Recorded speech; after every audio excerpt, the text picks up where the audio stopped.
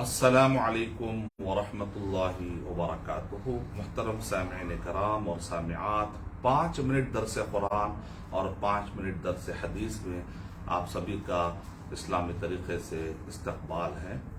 الحمدللہ یہ آج ہمارا 7واں ایپیسوڈ ہے، 7ویں قسط ہے اس سلسلے کی، اور جیسا کہ آپ جانتے ہیں سورہ بقرہ سورہ نمبر 2 کی آیت نمبر 1 سے لے کر 5 تک مختلف اس کے اندر جو ورڈز آئے ہیں اس سے متعلق میں نے تفسیری نکات، تفسیری نقطے آپ کے سامنے پیش کرنے کی میں نے سعادت حاصل کی گزشتہ 6 ایپیسوڈ سے۔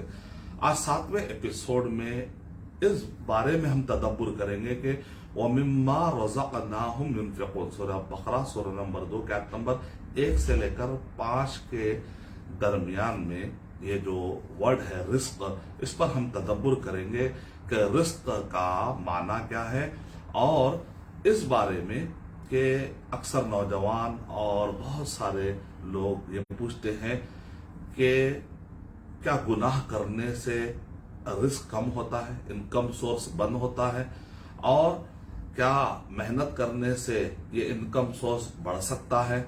کیونکہ تقدیر میں اگر لکھا ہوا طے ہے تو پھر میرے محنت کرنے کا فائدہ کیا ہے؟ میں کتنی بھی محنت کروں تو میرا رزق جب بڑھنے والا نہیں ہے تو پھر محنت کیوں کروں؟ تو بعض اوقات لوگ تقدیر کو کانسیپٹ کو صحیح طریقے سے نہیں سمجھنے کی وجہ سے اور رزق کے بارے میں اسلامی تصور صحیح نہیں سمجھنے کی وجہ سے کافی اشکالات آتے ہیں دماغ میں اور کافی ڈاؤٹس آتے ہیں۔ تو آئیے اس کا جواب دیتے ہوئے ہم آگے بڑھتے ہیں کہ گناہ کرنے سے کیا انکم سورس اور رزق کم ہو جاتا ہے؟ سیلری ہے، جاب ہے، بزنس ہے، اس کے اندر اتنی محنت کرنے کے باوجود بھی کیا مجھے اس سال روزی روٹی کم ملے گی یا زیادہ ملے گی؟ کیا گناہ کرنے سے میرا رزق کم ہو جاتا ہے، یا اسی طریقے سے دعا کرنے سے اور محنت کرنے سے کیا میرا رزق بڑھ سکتا ہے، نہیں بڑھ سکتا ہے؟ تو اس کانسیپٹ کو اچھے طریقے سے سمجھنے کے لیے پہلے تقدیر کے کانسیپٹ کو سمجھنا بہت ضروری ہے، اور جیسا کہ شیخ بن باز رحمۃ اللہ علیہ نے اور شیخ خالد المصلح نے اپنے ویب سائٹ پر کافی اچھے طریقے سے اس بارے میں ہمیں ان کی ویب سائٹ پر معلومات ملتی ہیں کہ تقدیر کی 2 قسمیں، تقدیر کی 2 قسمیں ہیں، ایک ہے قضائے مبرم اور ایک ہے قضائے معلق، یعنی ایک اللہ کا فیصلہ ہے جو طے شدہ ہے، جس کے اندر کوئی تبدیلی نہیں آتی، اور دوسرا اللہ سبحانہ و تعالیٰ کا فیصلہ اور تقدیر کی دوسری قسم یہ ہے کہ وہ بندے کے عمل پر اور بندے کے فعل پر وہ معلق ہوتا ہے، ڈیپینڈ ہوتا ہے۔ شیخ بن باز رحمۃ اللہ علیہ نے اس چیز کو اور ایک انداز میں سمجھایا، وہ یہ ہے کہ ایک شخص ہے کہ اس کے بارے میں لکھا ہوا ہے کہ اس کو ایک ستانے والی بیوی ملنے والی ہے، یا اس کو ایک ستانے والا شوہر ملنے والا ہے، یا اسی طریقے سے اس کے رزق میں تنگی ہونے والی ہے۔ تو اللہ سبحانہ و تعالیٰ فرشتوں سے کہتے ہیں کہ اگر یہ بندہ دعا کر لے، اللہ سے معافی مانگ لے، استغفار کر لے، استغفر اللہ، اور یہ بندہ محنت کرے، دعا کرے، استغفر اللہ کہہ لے، تو پھر یہ بندے سے یہ تنگی ہٹا دو، اسی طریقے سے اس کے لائف میں یہ برا شوہر ہٹا دو، اس کے لائف میں یہ بری دلہن، یہ بری بیوی سے ہٹا کر اس کو نیک اور صالح بیوی دے دو، اس کو نیک اور صالح شوہر دے دو، اور اس کی رزق میں تنگی ہٹا کر اس کے رزق میں فراوانی دے دو، اس کی رزق میں بڑھوتری دے دو۔ لیکن اگر یہ بندہ ٹس سے مس نہ ہو، اپنے گناہوں میں ایسے ہی رہے، اگر یہ دعا نہ کرے، نہ گڑ گڑائے، نہ محنت کرے، نہ یہ رزق دے، نہ یہ جو ہے استغفر اللہ کہے، نہ یہ جو ہے خیرات کرے، تو پھر ایسا کرو کہ اس کے اوپر یہ تنگی باقی رکھو۔ تو فرشتوں کو معلوم نہیں ہے کہ آخر یہ بندہ کیا کرنے والا ہے، تو فرشتوں کے ہاتھ میں جو لکھنا اور میٹنا کی جو طاقت اللہ سبحانہ و تعالیٰ نے دی ہے، تو ان کا کام یہ ہوتا ہے کہ دیکھیں کہ بندہ کیا کر رہا ہے۔ اگر بندے نے دعا کی، استغفر اللہ کہا، تو فرشتے کیا کر دیتے ہیں؟ اس کی تنگی کو مٹا کر اس کے لائف میں آسانیاں پیدا کر دیتے، لکھ ڈالتے ہیں کہ اس کے لائف میں آسانیاں ہونے والی. تو چونکہ فرشتے کو نہیں معلوم ہے، بندے کو نہیں معلوم ہے، لیکن اللہ سبحانہ و تعالیٰ کو علام الغیوب ہے. اللہ تعالیٰ کو تو معلوم ہے کہ کون سا بندہ معافی مانگنے والا ہے اور کون سا بندہ معافی نہیں مانگے گا. تو اللہ تعالیٰ کو وسیع علم ہے، ایڈوانس علم ہے، پورے مستقبل کا علم ہے. تو اللہ تعالیٰ نے لوح محفوظ میں جو اللہ تعالیٰ نے لکھ رکھا ہے اس کے اندر کوئی تبدیلی آنے والی نہیں ہے. تو یہ جو تقدیر کی دو قسمیں، تقدیر مبرم یا قضاء مبرم اور قضاء معلق، کہ وہ جو پکا فیصلہ ہو چکا ہے اور وہ جو بندے کے اعمال پر اور ڈیپینڈ ہے. ابن تیمیہ رحمۃ اللہ علیہ نے اس کو دوسرے طریقے سے سمجھایا. وہ یہ ہے کہ بندے کو دو طرح کی محنتیں کرنا ہے. کیا کرنا ہے؟ بندے کو دو طرح کی محنتیں کرنا ہے. ایک محنت یہ ہے کہ رزق حاصل کرنے کے لیے اس کے لیے جو علم کی ضرورت ہے، اس کے لیے جو فن کی ضرورت ہے، اس کے لیے جو محنت کی ضرورت ہے وہ کرے. ایک محنت یعنی اس کو تجارت کرنا ہے، زراعت کرنا ہے، یا کوئی صنعت و حرفت اپنانا ہے، یا کوئی بھی پروفیشن میں اس کو آگے بڑھنا ہے، اس کو جو ہے محنت کرنا ہے. تو اس کے لیے وہ علم اور اس کے لیے وہ فن اور مہارت کے لیے محنت کرے. دوسری محنت کیا کرے؟ اللہ کا ذکر کرے، تلاوت قرآن ہے، نماز ہے، اذکار ہے، اعمال صالحہ ہے، یہ محنتیں کرے. تو دو طرح کی محنتیں اس کو کرنی چاہیے. دو طرح کے اس کو سعیون، دو طرح کی محنت. قرآن میں فسعوا محنت کرو. تو کتنی محنتیں کرنا؟ اس کو دو محنتیں کرنا ہے. ایک تو جس چیز میں بھی وہ کمانا چاہتا ہے اس کو ڈھنگ سے محنت کرے، پراپر طریقے سے اس کا پلان کرے، پراپر طریقے سے وہ کمانے کے لیے محنت کرے. دوسرا یہ ہے کہ اس کے لیے اذکار کرے. تو آئیے اس ضمن میں ہمارے پاس ایک حدیث کے اندر دونوں چیزوں کا جواب ہے. وہ حدیث کیا ہے؟ صحیح ابن ماجہ سنن ابن ماجہ میں حدیث ہے. شیخ البانی رحمۃ اللہ علیہ نے اس کو کہا حسن ہے، یعنی آتھینٹک ہے، قبول ہے. اور اسی طریقے سے امام بوصیری رحمۃ اللہ علیہ کہتے ہیں کہ علامہ زین الدین العراقی رحمۃ اللہ علیہ نے بھی اس کو حسن کہا ہے. مصباح الزجاجہ حدیث نمبر 33، صفحہ نمبر 33. اور شیخ البانی رحمۃ اللہ علیہ نے بھی اس کو صحیح ابن ماجہ میں صحیح کہا ہے. اور لجنہ دائمہ میں کہا گیا کہ یہ حدیث سند کے اعتبار سے محدثین نے کلام کیا، لیکن اس کا معنی صحیح ہے، یعنی معنی میں اختلاف نہیں کیا سکتا. حدیث کیسی بہترین حدیث ہے کہ جب بھی جو ہے گناہ ہوتا ہے تو انسان کا انکم سورس بند ہو سکتا ہے. اگر اللہ اس کو پکڑ لے گناہ کبیرہ کرتے، بعض لوگ گناہ کبیرہ کر کے سمجھتے ہیں تو قبر میں عذاب ملنے والا نہیں، دنیا میں بھی کوئی انکم سورس بند ہو سکتا ہے اگر اللہ تعالیٰ پکڑ لے. اللہ تعالیٰ تو معاف کرتے بھی رہتے ہیں، لیکن اگر اللہ تعالیٰ پکڑ لے تو کیا ہوتا ہے؟ ڈائریکٹ اس کے انکم سورس پہ اثر پڑتا ہے. اس لیے کبیرہ گناہ کرتے وقت پر آدمی کو سوچنا چاہیے کہ کہیں اس کا رزق کم نہ ہو جائے، بند نہ ہو جائے. اور اسی طریقے سے صلہ رحمی کرنے سے رزق بڑھ جاتا ہے. حدیث دیکھیے کیسا ہے.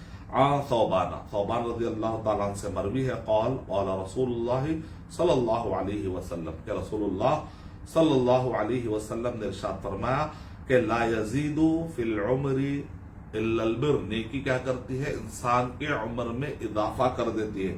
ولا يرد القضاء الا الدعاء، دعا تقدیر کو پلٹ دیتی ہے. یعنی کہ مطلب یہ کہ بندے نے اگر دعا کی تو وہاں پر اللہ تعالیٰ فرشتوں کو حکم دیں گے کہ اگر اس نے دعا کی تو پھر یہ مصیبت ٹلا دو، اگر یہ دعا نہ کرے تو پھر مصیبت اس پر باقی رکھ دو. تو دعا کے اندر کیا؟ استغفر اللہ ہے، دعا کے اندر الحمدللہ ہے، لئن شکرتم لازیدنکم، اللہ تعالیٰ نے واضح طور پر کہا. اسی طریقے سے استغفار کرنے سے کیا ہوتا ہے؟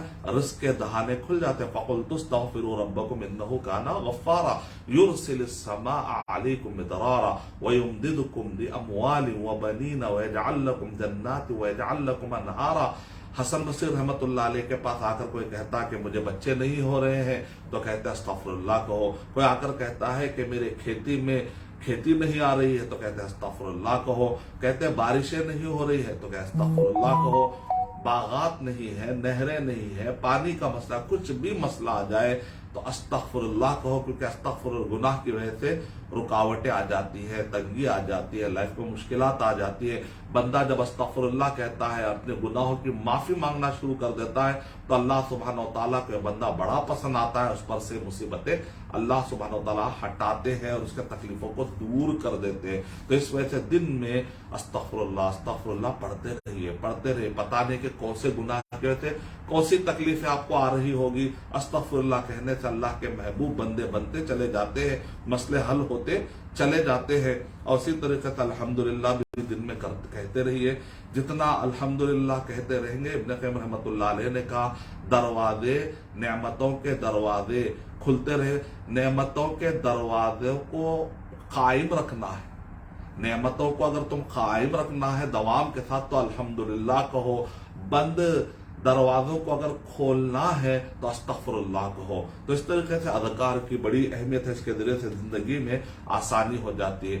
جب استغفر اللہ اور الحمدللہ کی اہمیت ہے تو پھر قرآن مجید کی تلاوت کرنے کے لیے ٹائم نکالیں گے، آپ نماز پڑھیں گے، اس طرح نیکیاں بڑھاتے رہیں گے تو کتنے زیادہ زندگی میں آسانی ہو جاتی ہے، آپ اس سے اندازہ لگائیے۔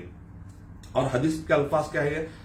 نیکی کرنے سے عمر میں اضافہ ہوتا ہے، دعا تقدیر کو پلٹ دیتی ہے، اور آدمی وَإِنَّ الرَّجُلَ لَيُحْرَمُ الرِّزْقَ بِالذَّنبِ يُصِيبُهُ، دیکھیں واضح حدیث ہے کہ بندے کو اس کے رزق سے محروم کر دیا جاتا ہے اس گناہ کے بدلے جس گناہ میں وہ مبتلا ہے۔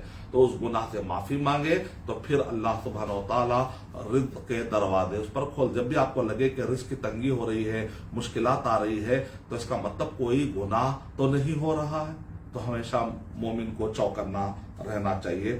سنن ابن ماجہ حدیث نمبر 4022 میں ہے۔ اور انس بن مالک رضی اللہ تعالیٰ عنہ سے مروی جو روایت ہے، صحیح بخاری حدیث نمبر 5640، صحیح مسلم حدیث نمبر 2557 میں کہ نبی اکرم صلی اللہ علیہ وسلم نے ارشاد فرمایا من احب ان یبسط له فی رزقہ، جو آدمی چاہتا ہے کہ اس کے رزق میں کشادگی رہے، وَيُنْسَأْ لَهُ فِي أَثَرِهِ، اس کے عزت میں اس کا نام باقی رہے تاکہ لوگ اس پر کے لیے دعائیں کرتے رہے، فَلْيَصِلْ رَحِمًا، تو وہ صلہ رحمی کرے۔ بعض حدیث میں پتہ چلتا ہے کہ غریبوں کا خیال کرنے سے، خیرات کرنے سے، انفاق کرنے سے، ابن قیم رحمۃ اللہ علیہ کہتے ہیں کہ 50 سے زیادہ فائدے جمع کے ابن قیم رحمۃ اللہ علیہ نے اگر کوئی اللہ کے راہ میں خیرات کرتا ہے تو اس میں سے ایک یہ ہے کہ اللہ کا غصہ ٹھنڈا ہو جاتا ہے اور اس کو عبرتناک موت سے وہ بچ جاتا ہے، اور دوسرا کیا ہے، اس کے عزت میں اور اسی طرح اس کے رزق میں کشادگی آتی ہے۔ تو صلہ رحمی کے فائدے ہیں،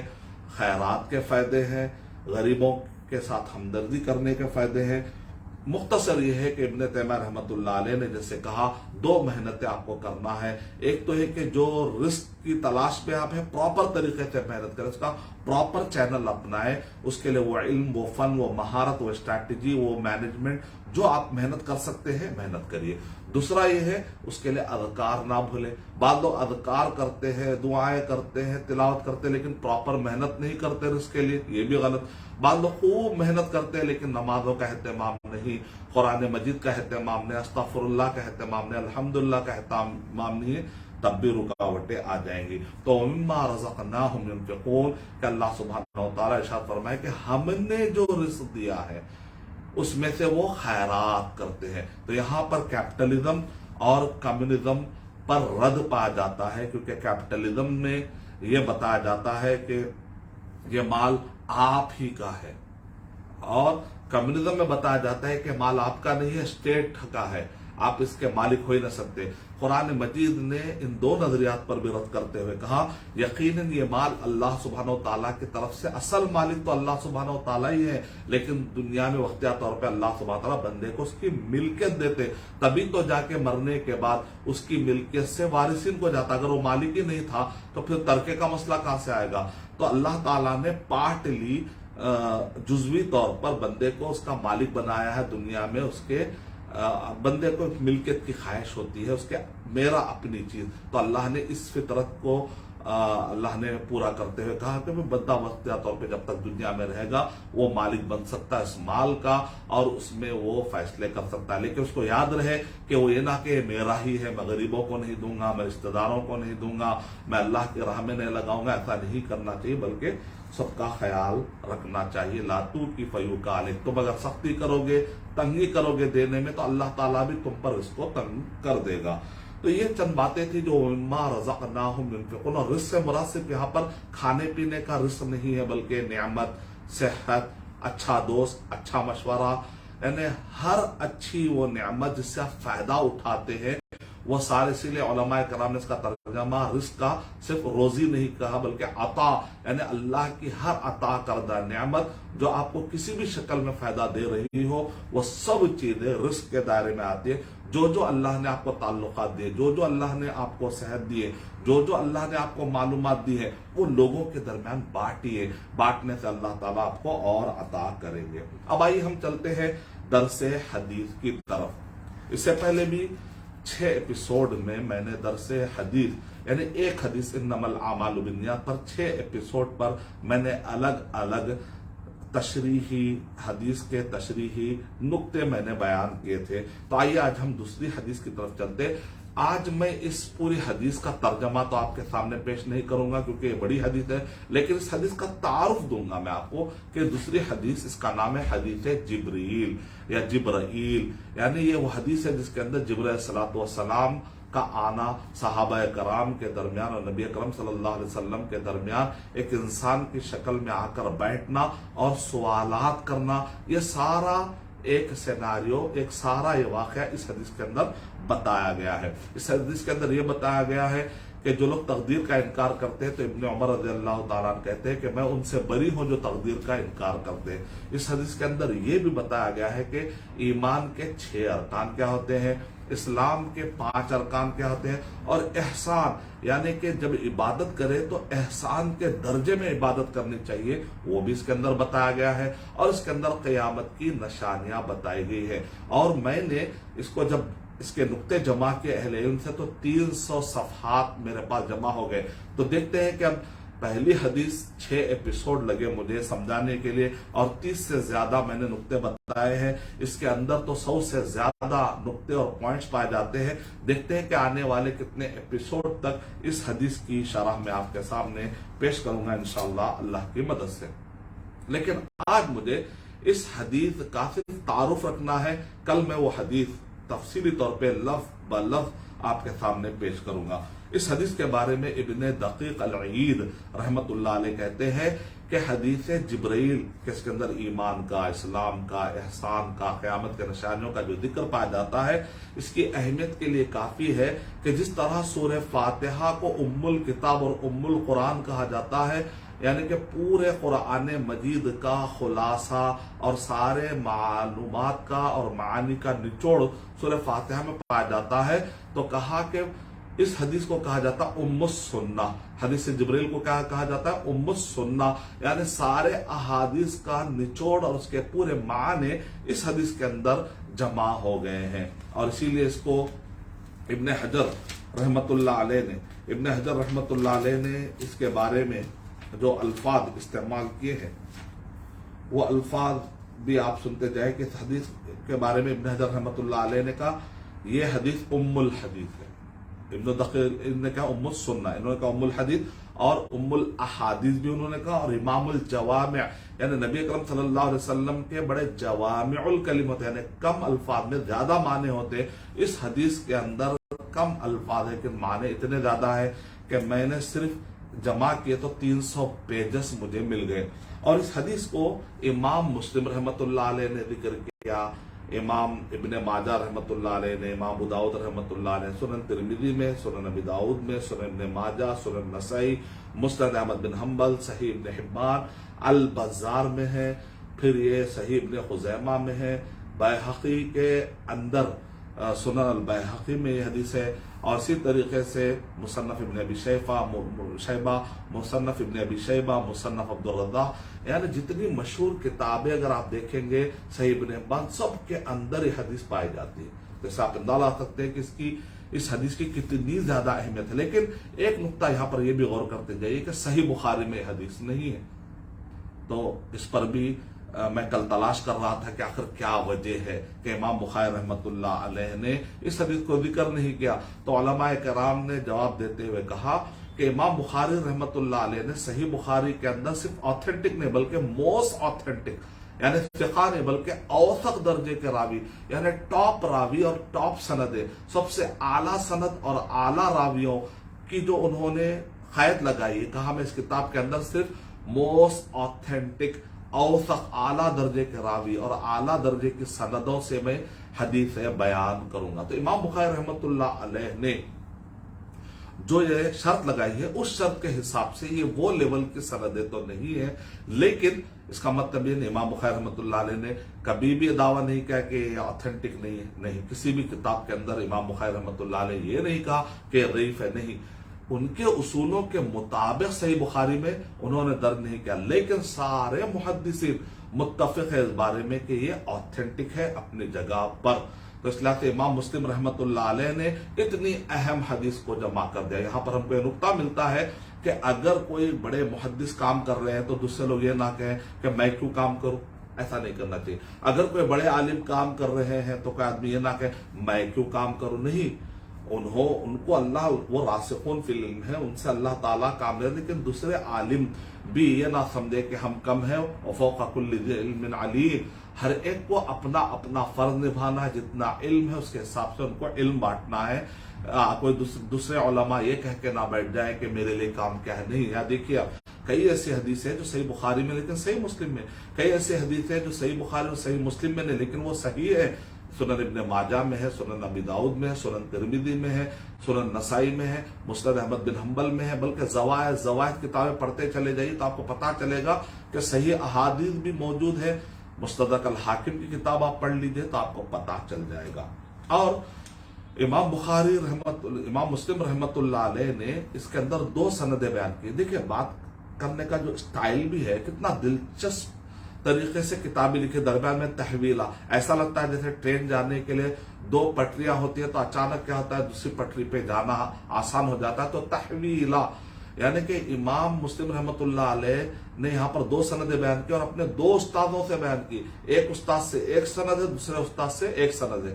ایک استاد ہے ابو خیثمہ, یہ ایک بڑے استاد ہے, بڑے محدث گزرے ابو خیثمہ. تو امام مسلم رحمۃ اللہ علیہ اتنے بڑے محدث کے شاگرد ہیں اور اپنے استاد سے بیان کر رہے ہیں. زہیر بن حرب ان کا نام ہے, ابو خیثمہ, اور دوسرے استاد کا نام ہے عبید بن معاذ العنبری. یعنی 2 بڑے جید محدثین ہیں جن سے امام مسلم رحمۃ اللہ بیان کیا, اور دونوں سندوں کو انہوں نے اس کے اندر جمع کر دیا اور سارے راویوں کا انہوں نے ذکر کیا. اور ابو خیثمہ کون ہے آپ جانتے ہیں, اتنے بڑے محدث تھے. انہوں نے اپنے بچے کی ایسی تربیت کی بچپن سے انہوں نے حدیث اتنا پڑھایا کہ آخری میں وہ بچہ بڑا ہو کر تاریخ ابن ابی خیثمہ آپ نے سنی ہوگی. یعنی تاریخ میں آتھینٹک بک صحیح بخاری میں, حدیث میں جیسے نمبر 1 کتاب کس کو کہتے ہیں آپ, صحیح بخاری کو. تو تاریخ میں اگر کوئی نمبر 1 کتاب ہے تو وہ تاریخ ابن ابی خیثمہ ہے.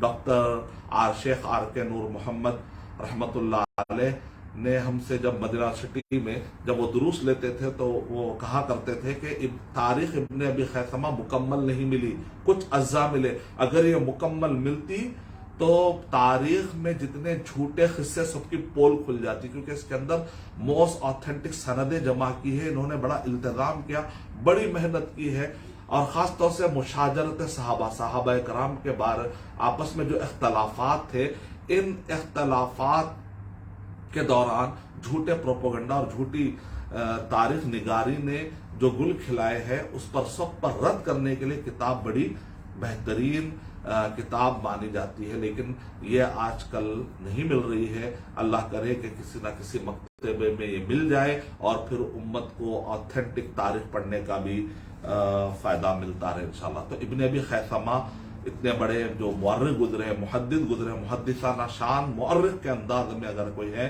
تو ابن ابی خیثمہ. تو ان کے والد ابو خیثمہ اور وہ استاد ہے امام مسلم رحمۃ اللہ علیہ کے. تو امام مسلم رحمۃ اللہ علیہ نے حدیث جبریل جب بیان کی تو انہوں نے اتنے بڑے मुहद्दिसीन के ज़रिए से उन्होंने बताया। इसके अंदर इमाम मुस्लिम रहमतुल्लाह अलैह सनद, जो तलबा मेरा बयान सुन रहे हैं, जो हदीस के बारे में सिर्फ मतन पे नहीं बल्कि सनद के बारे में भी कुछ नुक्ते लताइफ बताते हुए जाता हूँ, ताकि लोगों के अंदर हदीस के पढ़ने का शौक भी आता रहे। तो इमाम बुखारी रहमतुल्लाह अलैह कभी कहते हद्दसनी, कभी कहते हद्दसना, तो कभी कहते अखबरनी, कभी कहते अखबारना। तो इसमें क्या फर्क है? तो इमाम मुस्लिम रहमतुल्लाह अलैह फर्क करते थे, अगर उस्ताद ने हदीस सुनाई और शागिर्द ने सुना पूरे मजमे तलबा के साथ तो हद्दसना। अगर शागिर्द अकेला था और उस्ताद ने उस्ताद ने हदीस सुनाई और शागिर्द अकेला था तो कहते हद्दसनी। लेकिन बाद औक़ात क्या होता है, उस्ताद की जो किताब है वो शागिर्द पढ़ता रहता है और उस्ताद कहता है कि नाम नाम बहुत अच्छा, मुआफ़क़ा देते रहता है। तो यहाँ पर शागिर्द हदीसें पढ़ रहा है और उस्ताद मुआफ़क़ा दे रहा है, एग्री कर रहा है। तो यहाँ पर तरीका क्या था, अखबारना, यानी बारीकी फर्क करते। इमाम बुखारी रहमतुल्लाह अलैह ऐसा कोई फर्क नहीं करते। जनरल मुहद्दिसीन सुफयान सौरी रहमतुल्लाह अलैह हो तो ऐसा फर्क नहीं करते, लेकिन बड़े बाद मुहद्दिसीन इसका फर्क करते। तो लिहाजा मुहद्दिसीन का मनहज भी हमको पता होना चाहिए। हद्दसनी और हद्दसना और अखबरना में क्या फर्क है मैंने आपको बताया। शेख अलबानी रहमतुल्लाह अलैह ने और एक भी फर्क बताया कि अगर कोई मुअल्लिफ अपनी किताब शागिर्द को भेज दे और कहे कि इसको पढ़ो और तुम इसको बयान कर सकते हो, यहाँ पर चूंकि उसने सुना नहीं लेकिन ऑथेंटिक तरीके से उसने इल्म तो हासिल किया, हदीस तो हासिल कर ली, तो यहाँ पर भी अखबरना या अखबरनी कहेंगे, लेकिन यहाँ पर हद्दसना नहीं कहते इमाम मुस्लिम रहमतुल्लाह अलैह के तरीके के मुताबिक।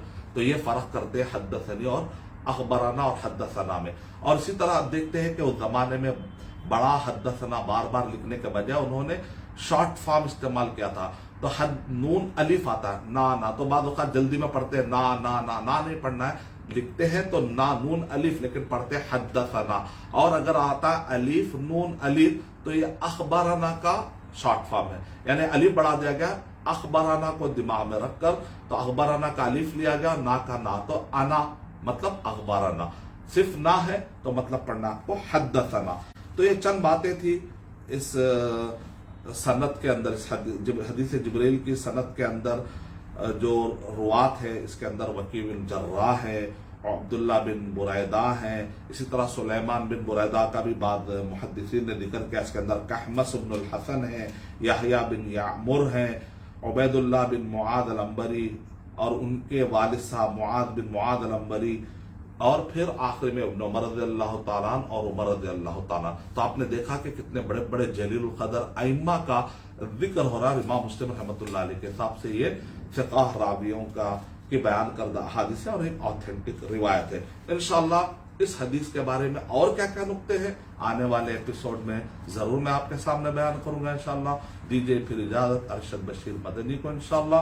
अगर किसी को तफसीली तौर पर ये सारे दुरूस पढ़ना है जो इससे पहले के छूट गए हैं, तो या तो आप फेसबुक से जमाशुदा हमारे पुराने ओल्ड वीडियोस देख सकते हैं, या फिर www.abmqurannote.com पर हासिल कर सकते हैं। फिर दीजिए इजाजत, इंशाअल्लाह अगले एपिसोड में फिर हम आपसे मुलाकात करेंगे नए मालूमात के साथ। तब तक के लिए इंशाअल्लाह अल्लाह हाफिज। अस्सलामु अलैकुम व रहमतुल्लाहि व बरकातुहू।